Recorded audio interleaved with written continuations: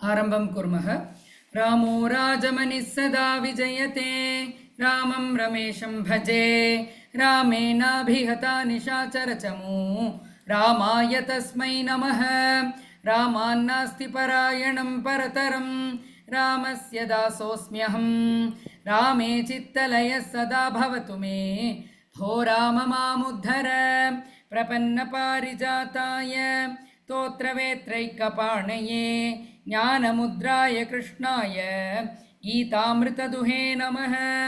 वसुदेवसुतं देवं कंसचाणूरमर्दनं देवकी परमानन्दं कृष्णौ वन्दे जगद्गुरुं।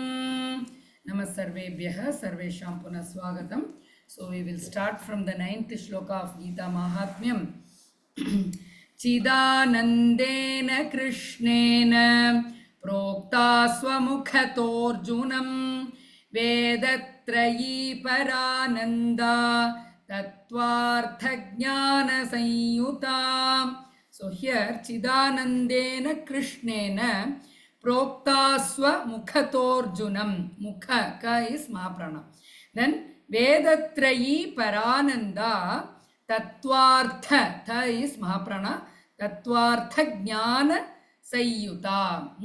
Jnana तत्वार्थ ज्ञान, there is a dvitvam here, संयुता, that samyuta becomes in anuswara संयुता. So the meaning for this 9th shloka is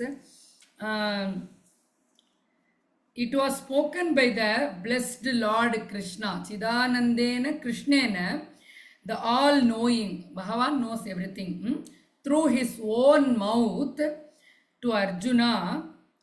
This one, what he has told to Arjuna is, it contains the essence of Vedas, the knowledge of reality. It is full of supreme bliss. We know that Srimad Bhagavad Gita is the conversation between Shri Krishna Paramatma and Shri Arjuna.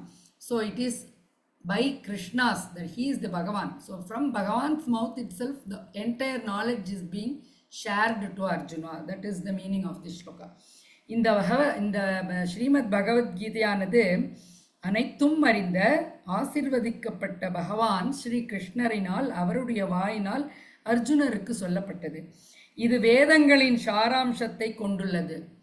உண்மை மற்றும் யதார்த்தமான அறிவு, அது பரமானந்தம் நிறைந்தது. அனைத்து வயதினருக்குமான வேதமும் இதுவே ஆகும் அப்படின்றார். ஏன்னா in the Bhagavad Gita, he has mentioned what are all the things mentioned in the Vedas as per the Veda Shastra, Sankhya Yoga and all. He has tell clearly what is mentioned in the Veda. As per that only we should do all the Yaga, Yajna, Tapas and all. That was explained by Sri Krishna to Arjuna. அதுதான் இதை சொல்றார். வேதத்துடைய சாரம் தான் Bhagavad Gita.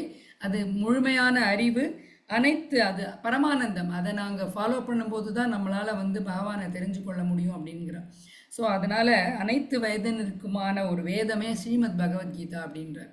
So we will chant the shloka also. Gajanan Prasad Mahodaya. Hari Om Guruji. Chidanandena Krishnena. Chidanandena Krishnena. Chidanandena Krishnena. प्रोक्ता स्वमुखतोऽर्जुनं. प्रोक्ता स्वमुखतोऽर्जुनं. प्रोक्ता स्वमुखतोऽर्जुनं. वेदत्रयी परानन्दा. वेदत्रयी परानन्दा. वेदत्रयी परानन्दा. तत्त्वार्थज्ञानसंयुता. तत्त्वार्थज्ञानसंयुता. तत्त्वार्थज्ञानसंयुता. Yes, Uttama Mahodaya.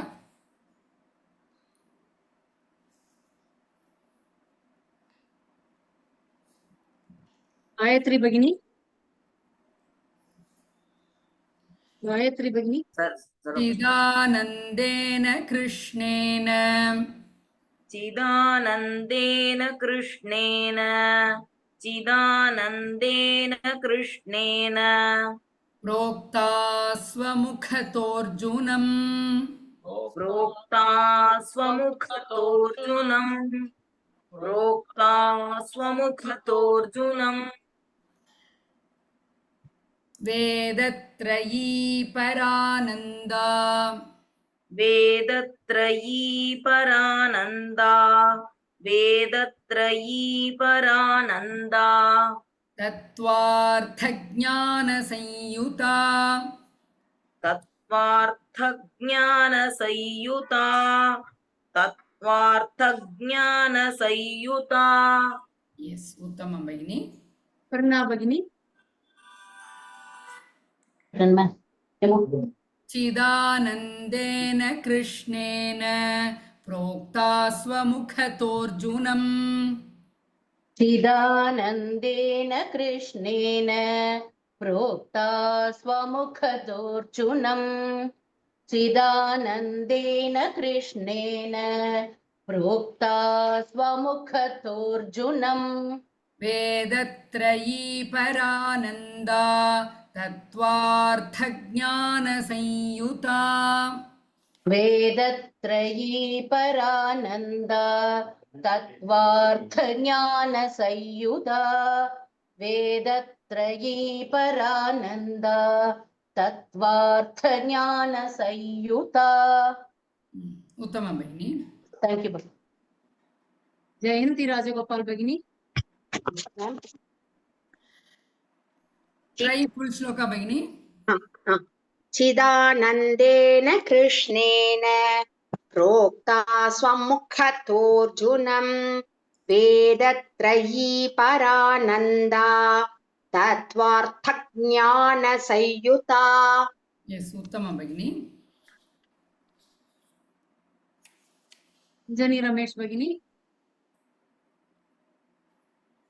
चिदानन्देन कृष्णेन प्रोक्ता स्वमुखतोऽर्जुनम् वेदत्रयी परानन्दा तत्त्वार्थज्ञानसंयुता यस् उत्तमं भगिनि Leena Mehul Bhagini. चिदानन्देन कृष्णेन प्रोक्ता स्वमुखतोऽर्जुनम् वेदत्रयी परानन्दा तत्त्वार्थज्ञानसंयुता उत्तमं भगिनि नेक्स्ट् श्लोका 10th श्लोका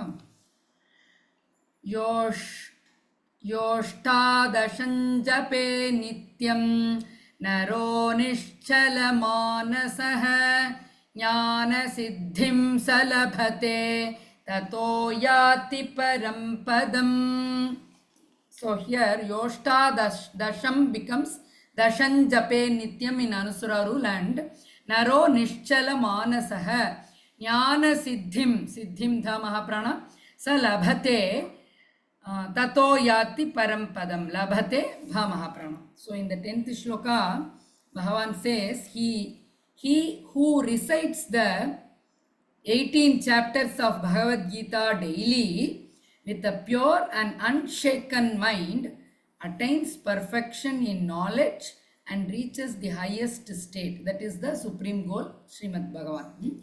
So, in this shloka, this is being given by Vishnu Bhagavan. No? So, he says that those who recites the 18 chapters of Srimad Bhagavad Gita daily with faith and with unshaken mind, you should not have any doubt about that. They will definitely attain perfection of knowledge and reaches the highest abode. இந்த பகவத்கீதையின் 18 அத்தியாயங்களை தூய்மையான மற்றும் அசைக்க முடியாத மனதுடன் தினமும் பாராயணம் செய்பவர்கள் அந்த ஞானத்தில் முழுமையடைந்து உயர்ந்த நிலையான பகவானை அடைகிறார்கள் அப்படின்ட்டு சொல்றார். So we will chant this shloka also. Indra Jagadish Bhagini. नमस्ते भगिनी योष्टादशं जपे नित्यं योष्टादशं जपे नित्यं योष्टादशञ्चबे नित्यम् योष्टादशञ्चबे नित्यम् नरो निश्चलमानसः नरो निश्चलमानसः नरो निश्चलमानसः ज्ञानसिद्धिं स लभते ज्ञानसिद्धिं स लभते ज्ञानसिद्धिं स लभते ततो याति परं पदम् ततो याति परं पदम् ततो याति परं पदम् उत्तमं भगिनि लीपी धन्यवादः वीणा भगिनी। पाणिश्री भगिनी नमस्ते भगिनी। योऽष्टादशं जपे नित्यम् योऽष्टादशं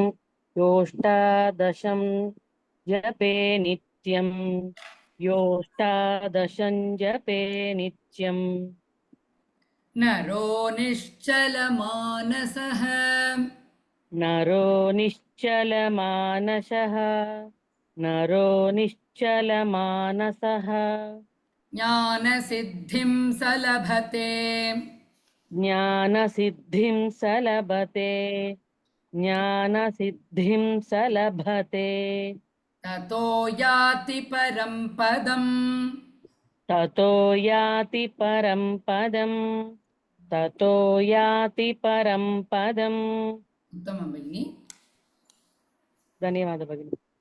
लक्ष्मी सोमसुन्दरं भगिनी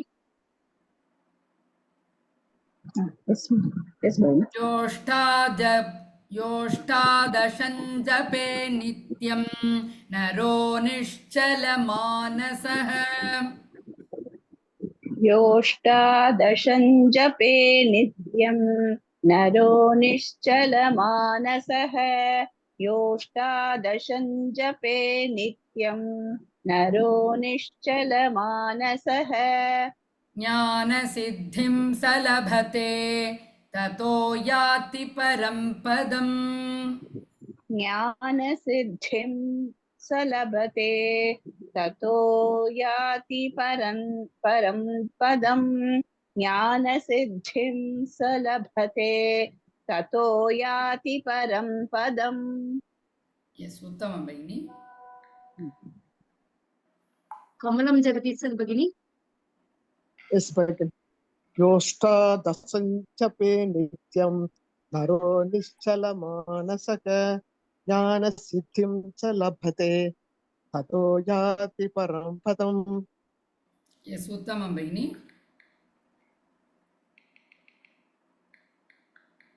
लक्ष्मीप्रिया भगिनी नमस्ते भगिनी। योऽष्टादशं जपे नित्यं नरो निश्चलमानसः ज्ञानसिद्धिं स लभते ततो याति परं पदम् यस् उत्तमं भगिनि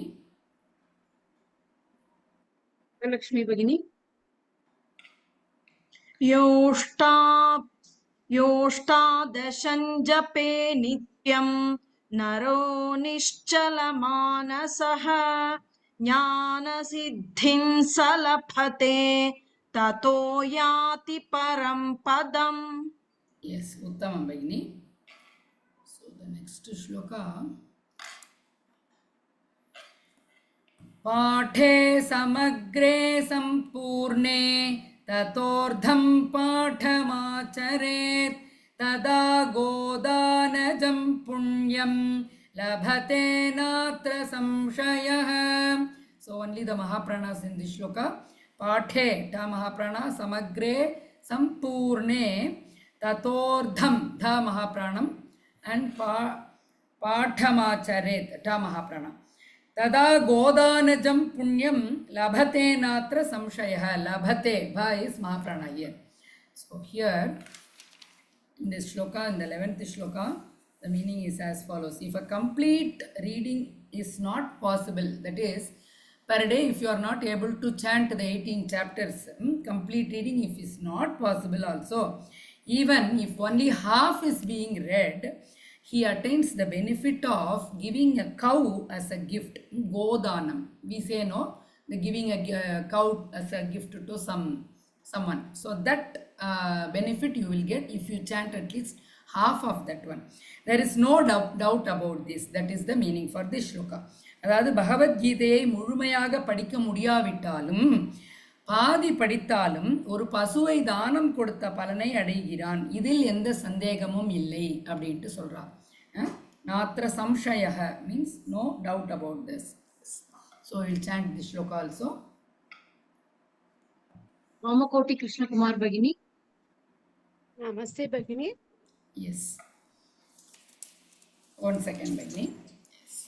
पाठे समग्रे सम्पूर्णे पाठे समग्रगे सम्पूर्णे पाठे समग्रगे समग्रे सम्पूर्णे only समग्रगे illa समग्रे सम्पूर्णे समग्रे हाँ पाठे समग्रे सम्पूर्णे पाठे समग्रे सम्पूर्णे ततोर्धं पाठमाचरेत् तथोर्थं पाठमाचरेत् तथोर्थं पाठमाचरेत् तदा गोदानजं पुण्यम् तदा गोदानजं पुण्यं तदा गोदानजं पुण्यं लभते नात्र संशयः लभते नात्र संशयः लभते नात्र संशयः. उत्तमं भगिनी. Pachiyammal Bhagini. नमस्ते भगिनी. पाठे समग्रे सम्पूर्णे पाठे समग्रे सम्पूर्णे पाठे समग्रे सम्पूर्णे ततोर्धं पाठमाचरेत् तथोर्धं पाठमाचरेत् तथोर्धं पाठमाचरेत् तदा गोदानजं पुण्यम् तदा गोदानजं पुण्यं तदा गोदानजं पुण्यं लभते नात्र संशयः लभते नात्र संशयः लभते नात्र संशयः. Yes, उत्तमं भगिनी. Lakshmi BV Bhagini. नमस्ते पाठे समग्रे सम्पूर्णे ततोर्धं पाठमाचरेत् पाठे समग्रे सम्पूर्णे तथोर्थं पाठमाचरेत्. One more time, Bhagini. Yes. पाठे समग्रे सम्पूर्णे ततोर्थं पाठमाचरेत् तदा गोदानजं पुण्यं लभते नात्र संशयः तदा गोदानजं पुण्यं लभते नात्र संशयः तदा गोदानजं पुण्यं लभते नात्र संशयः. उत्तमं भगिनी. Jalaja Bhagini. Yes, Bhagini. Yes, full shloka try பண்ணுங்க भगिनी. पाठे समग्रे सम्पूर्णे ततोर्थं पाठमाचरेत् तदा गोदानजं पुण्यं लभते नात्र संशयः. उत्तमं भगिनी. Meenakshi N Bhagini.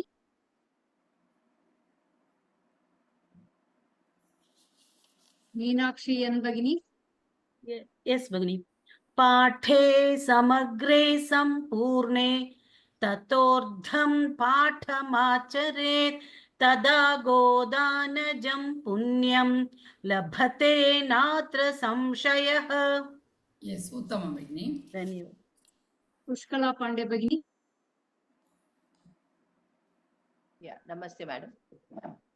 पाठे समग्रे सम्पूर्णे ततोर्धं पाठमाचरेत् तदा गोदानजं पुण्यं लभते नात्र संशयः. उत्तमं भगिनि. धन्यवाद. 12th श्लोका. त्रिभागं पठमानस्तु गङ्गास्नानफलल्लभेत् षडंशं जपमानस्तु सोमयागफलल्लभेत्. Here also simple shloka with Anuswaras and Mahapranas. So everything is given very detailed in this. So Tribhagam Bha Mahaprana, Pathamanastu Tha Mahaprana, then Ganga Snana Phalam Labhet Bha Mahaprana and Labhet Bha Mahaprana and Phalal. The Anuswara here Phalam becomes Phalal Labhet. Then Shadamsham becomes Shadamshan. There is Anuswara here. Japamanastu Somayaga Phalal Labhet Bha Mahaprana Il Anuswara and Labhet Bha Mahaprana. So in this 12th shloka, Tribhagam Pathamanastu, that is, he who recites 1/3 of Srimad Bhagavad Gita achieves the merits of a bath in sacred river Ganges. And who recites 1/6 of it attains the merit of performing Somayaga. So, full Bhagavad Gita we have seen, half of Bhagavad Gita. Now 1/3 of Bhagavad Gita if you chant means he will attain the merit of taking a bath in holy river Ganges. And if he recites 1/6 of Srimad Bhagavad Gita means he attains the benefit of performing the Somayaga. So it is not very possible for an individual person to do Somayagam separately. It will we have to see collect the things for the yagam and the persons who performs that yagam, and it will be very difficult to arrange those things. But if you chant Srimad Bhagavad Gita 1/6 of it, that benefit you will attain. And 1/3 of Srimad Bhagavad Gita chanting will give you the benefit of going to river Ganges and having bath in them. That is the meaning. கீதையில் 1/3 பகுதியை பாராயணம் செய்பவர்களுக்கு புனித நதியான கங்கையில் நீராடிய பலன் கிடைக்கின்றது. அதுவே 1/6 பங்கை ஓதுபவர்களுக்கு சோமயாகம் செய்த பலன் கிடைக்கிறது. நினைச்சா உடனே போய் கங்கையில் ஸ்நானம் பண்ண முடியாது நம்மளால, இல்லையா? ஆனால் பகவத்கீதையை எடுத்து அதோட 1/3 பகுதியை படித்தாலே அந்த பலன் கிடைக்கிறதுன்றார். 1/6 பகுதியை படித்தேள் அப்படின்னா நீங்கள் வந்து ஒரு சோமயாகம் பண்ணின பலன் கிடைக்கிறதுங்கிறார். சோமயாகத்தை போய் நம்ம என்னன்னே நம்மளுக்கு அது தெரியாது. அதை போய் தெரிஞ்சுட்டு அதுக்கு என்ன திரவியம் வேணும்னு வாங்கி சேர்த்து அதை செய்ய வேண்டிய மனுஷாலை கூட்டின்னு வந்து வேதம் தெரிஞ்சவாளை கூப்பிட்டு அதுக்கு செலவு பண்ணி பண்ணுறதுக்கு இந்த காலத்தில் டைமும் இல்லை, பண்ணவும் கரெக்டான மனுஷா கிடைக்கிறதில்ல. அந்த கஷ்டங்கள்லாம் இல்லாமல் இருக்கிறதுக்கு சோமயாக பலன் எப்படி கிடைக்கிறதுனா பகவத்கீதையை படித்தாலே போகிறோம் அப்படிங்கிறார். எப்படி ஃபுல்லாக கூட இல்லை, 1/6 பங்கு படித்தா போகிறோங்கிறார். So we will chant this shloka also. Rajalakshmi M பகினி. नमस्ते भगिनी. त्रिभागं पठमानस्तु त्रिभागं पठमानस्तु त्रिभागं पठमानस्तु गङ्गास्नानफलल्लभेत् गङ्गास्नानफलल्लभेत् गङ्गास्नानफलल्लभेत् षडंशं जपमानस्तु षडंशं जपमानस्तु षडंशं जपमानस्तु सोमयागफलल्लभेत् सोमयागफलल्लभेत् सोमयागफलल्लभेत्. Yes, उत्तमं भगिनी. श्रीधरन् महोदय. श्रीधरन् महोदय. वेंकट सुब्रमण्यम. नमस्कार. त्रिभागं पठमानस्तु त्रिभागं पठमानस्तु त्रिभागं पठमानस्तु गङ्गास्नानफलं लभेत् गङ्गास्नानफलं लभेत् गङ्गास्नानफलं लभेत् षडं सञ्जपमानस्तु षडं सञ्जपमानस्तु षडं सञ्जपमानस्तु सोमयागफलं लभेत् सोमयागफलं लभेत् सोमयागफलं लभेत् Yes, उत्तमं महोदय. श्रीधरन् महोदय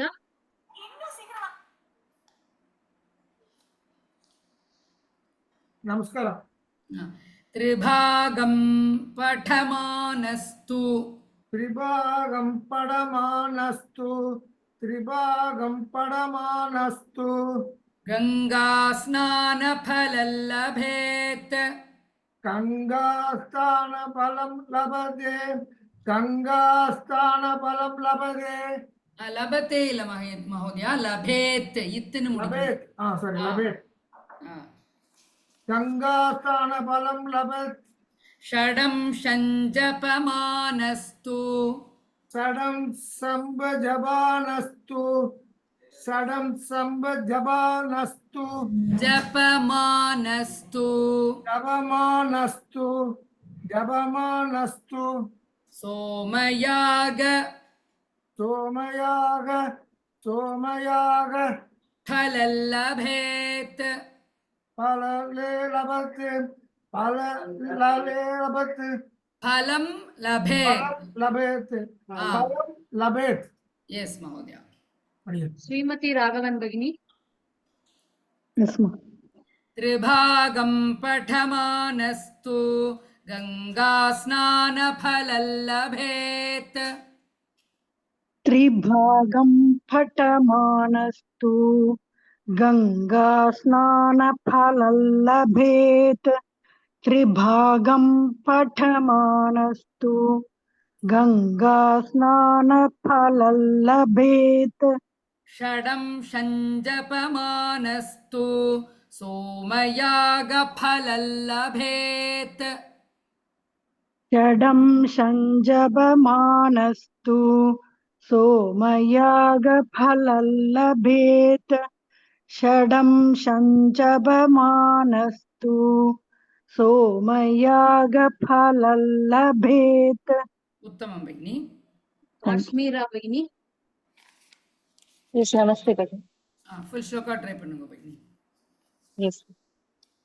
त्रिभागं पठमानस्तु गङ्गास्नानफलं लभेत् षडं सञ्जपमानस्तु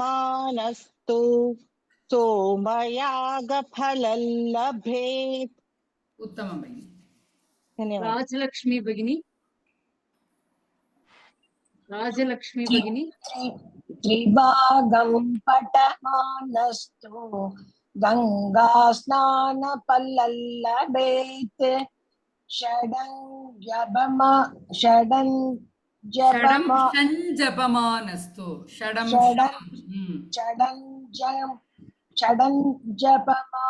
षडं शं ரெண்டு இருக்கு ஷடம் ஷம் இல்ல பகினி அங்க அனுசுரா கிடையாது ஷம்முக்கு அப்புறம் தான் அனுசுரா ஷடம் கிட்ட அனுசுரா இல்ல ஷடம் ஷஞ்ச் ஷஞ்சபமானஸ்து கரெக்ட்டா கரெக்ட் பகினி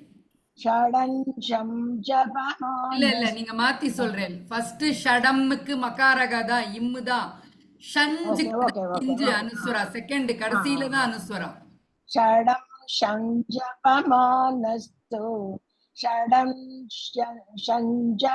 सञ्जपमानस्तु सोमयागफलं लभेत्. Yes, उत्तमं भगिनी. भाषिणी भगिनी. Yes, भगिनी. त्रिभागं पठमानस्तु गङ्गास्नानफलं लभेत् षडं सञ्जपमानस्तु सोमयागफलं लभेत्. उत्तमं भगिनी. 13th श्लोका एकाध्यायान् sorry, एकाध्यायं तु यो नित्यं पठते भक्तिसंयुतः रुद्रलोकमवाप्नोति गणो भूत्वा वसेच्चिरम्. So here ekadhyayam becomes ekadhyayan. Adhyayam, one adhyayam, that is dha mahaprana im becomes in anuswara. Ekadhyayan tu yo nityam pathate ta mahaprana bhakti sayyutaha. Bhakti ba mahaprana and samyutaha becomes sayyutaha in anuswara rule. Then rudra lokam avapnoti gano bhutva. Bhutva ba mahaprana vase chiram.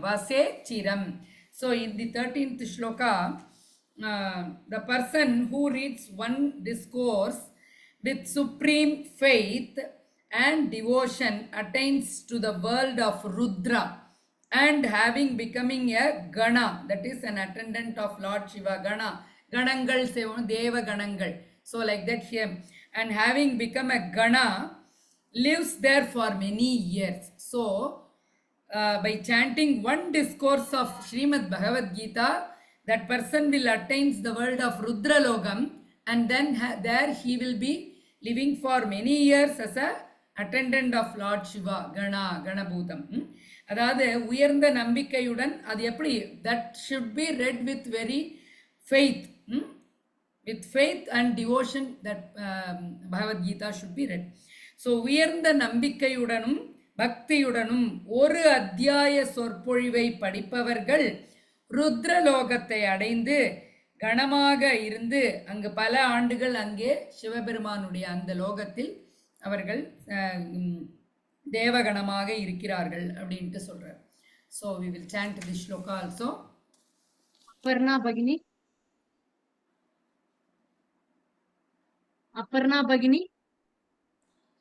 Yes, ma'am. एकाध्यायन्तु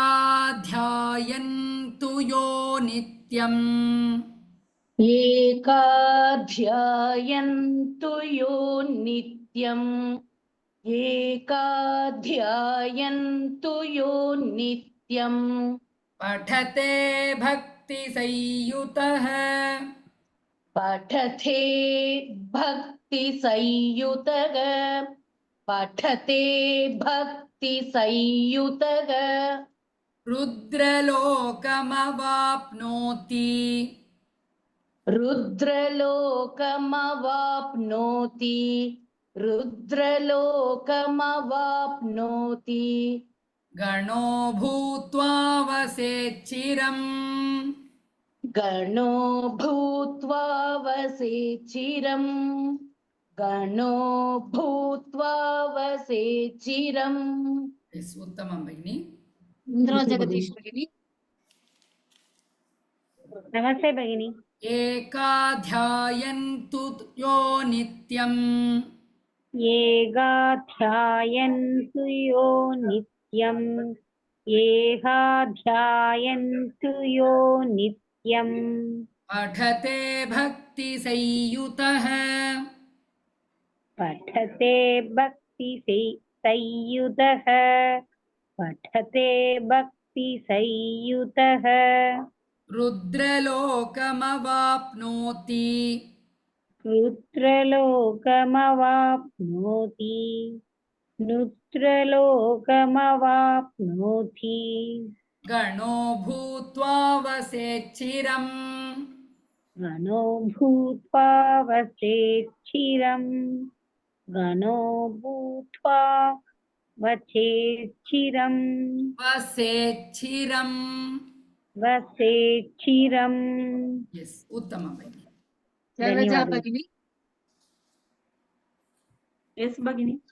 एकाध्यायन्तु यो नित्यम् पठते भक्तिसंयुतः एकाध्यायन्तु यो नित्यम् पठते भक्तिसंयुतः एकाध्यायन्तु यो नित्यम् पठते भक्तिसंयुतः यूतः युदः न third दवाइडम यूतः संयुतः रुद्रलोकमवाप्नोति गणो भूत्वा वसेच्चिरम् रुद्रलोकमवाप्नोति गणो भूत्वा वसेच्चिरम् रुद्रलोकमवाप्नोति गणो भूत्वा वसेच्चिरम् yes उत्तम भगिनी धन्यवाद ललिता गणेश भगिनी एकाध्यायन्तु यो नित्यं पठते भक्तिसंयुतः रुद्रलोकमवाप्नोति गणो भूत्वा वसेच्चिरम् yes उत्तम भगिनी धन्यवादः गजानन प्रसाद महोदय हरि ओम गुरु एकाध्यायन्तु यो नित्यं पठते भक्ति संयुतः रुद्रलोकमवाप्नोति गणो भूत्वा वसेच्चिरम् उत्तम महोदय नेक्स्ट 14th श्लोका अध्यायं श्लोकपादौ वा नित्यैः पठते नरः स याति नरतां यावत् मन्वन्तरौ वसुन्धरे. So here Anusuras, Mahapranas and Visarga rules are there. So Adhyayam, Dha Mahaprana, Shloka, Padam Va, Padam becomes Padam Va in Anuswara, and Nityam becomes Nityai, Yaha, Yaf in Anuswara rule, sorry, in Visarga rule. Nityai Yaf, Pathate Naraha, Pathate Ta Mahaprana. Sayati Naratam becomes Naratai Yavati in Anuswara rule. And Manvantaram also becomes Manvantarau in Anuswara rule. Manvantarau Vasundhare, Vasundhare da Mahaprana. So in the 14th shloka, if one reads a discourse of or even a part of a verse daily, even a part of, not the full adhyayam, at least a part of the shloka, one shloka at least, he attains a human body till the end of a Manvantara. So Manvantara defines the number of years in calculation. We can say 17 Mahayuga, or you can write and then you can just see 308, 448, 000 years. That much of years you can retain the human body. He can retain human body till the end of one Manvantara. அதாவது ஒருவர் ஒரே ஒரு சொற்பொழிவு அல்லது ஒரு வசனத்தின் பகுதியை படித்தாலே அவர் ஒரு மன்வந்தரம் முடியும் வரை மனித உடலை தக்க வைத்துக் கொள்ள முடியும். அதாவது இந்த பிறவியில் நம்மளுக்கு மனித உடல் கிடைச்சிருக்கு, அடுத்த பிறவியில் என்ன கிடைக்கும்னு நம்மளுக்கு சொல்ல முடியாது இல்லையா? நம்ம பண்ணியிருக்கிற கர்ம பலனுக்கு ஏற்ற மாதிரி என்ன மாதிரியான உடல் கிடைக்கும்னு தெரியாது. எத்தனையோ லட்சக்கணக்கான ஜீவராசிகள்லாம் இருக்குது. எனக்கு தெரிஞ்சு 83 84 லட்சமோ அந்த பாகவதத்தில் சொல்லுவா. ஸோ அத்தனை லட்சமான ஜீவராசிகளில் நம்மளுக்கு எந்த உடல் கிடைக்கும்னு தெரியாது. பாம்பா பிறப்போமா, பல்லியா பிறப்போமா, இல்லை மைக்ரோ ஆர்கானிசமாக பிறப்போமா, யானையாக பிறப்போமா, நாயாக பிறப்போமா, பூனையாக பிறப்போமான்னு தெரியாது. இல்லை மனித உடல் கிடைக்குமாங்கிறது உறுதி கிடையாது. ஏன்னா நம்ம கர்ம பலன் அப்படி இருக்கும். ஆனால் அந்த 71 மகா யுகங்கள், அதாவது நான் சொன்னேன் இல்லையா, 3 308 448 000 அவ்வளோ இயர்ஸு மனித உடல் நீங்கள் திருப்பி பிறந்தாலும் அவ்வளோ இயர்ஸ் ஒரு மன்வந்தரம் வழி அந்த மனித உடலே கிடைக்கும். மனித உடல் கிடைச்சா அட்லீஸ்ட்டு பகவானையாவது நினச்சி அவரை பற்றி பாட முடியும். அப்படிங்கிறது எப்போ கிடைக்கும்னா அட்லீஸ்ட் ஒரு ஸ்லோகமாவது நம்ம படிக்கும்போதோ, ஒரு சொற்பொழிவு இல்லை ஒரு அத்தியாயமோ அப்படி படிக்கும்போது கிடைக்கும் அப்படின்ட்டு சொல்கிறான். So we will chant the shloka also. Cheyamal Bhagini. Namaste Bhagini. अध्यायं श्लोकपादौ वा अध्यायं श्लोकपादौ वा अध्यायं श्लोकपादौ वा नित्यैः पठते नरः नित्यैः पठते नरः नित्यै यः पठते नरः स याति नरतां यावत् स याति नरता यावत् स याति नरता यावत् मन्वन्तरौ वसुन्धरे मन्वन्तरौ वसुन्धरे मन्वन्तरौ वसुन्धरे उत्तमं भगिनि गायत्री आर् भगिनी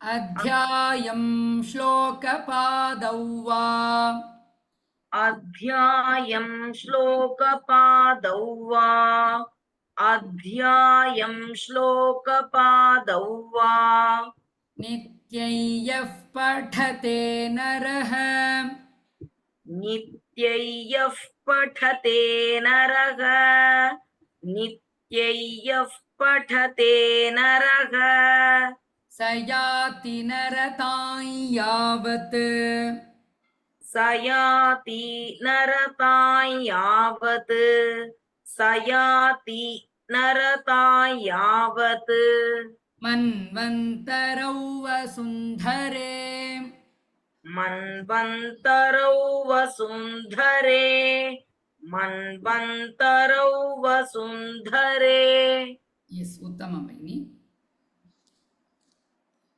जयंती राजगोपाल भगिनी मैम अध्यायं श्लोकपादौ वा नित्यै यः पठते नरः अध्यायं श्लोकपादौ वा नित्यै यः पठते नरः अध्यायं श्लोकपादौ वा नित्यै यः पठते नरः स याति नरतां यावत् मन्वन्तरौ वसुन्धरे स याति नरता यावत् मन्वन्तरौ वसुन्धरे स याति नरता यावत् मन्वन्तरौ वसुन्धरे उत्तमं भगिनि राजलक्ष्मी एम भगिनी நமஸ்தே பகினி சொல்லட்டா சொல்லுங்க भगिनि अध्यायं श्लोकपादौ वा नित्यै यः पठते नरः स याति नरतां यावत् मन्वन्तरौ वसुन्धरे उत्तमं भगिनि one more devotee काश्मीरा भगिनी Yes, brother. अध्यायं श्लोकपादौ वा नित्यं यः पठते नरः स याति नरतां यावत् मन्वन्तरौ वसुन्धरे yes uttamam bhagini so we will end धन्यवाद this here and we will continue in the next session om purnamadah purnamidam purnat purnamudachyate purnasya purnamadaya purnamevavashishyate om shanti shanti shanti धन्यवादः सर्वेभ्यः राम राम राम पुनर्मिलामः थैंक यू गुरुजी धन्यवादः भगिनी।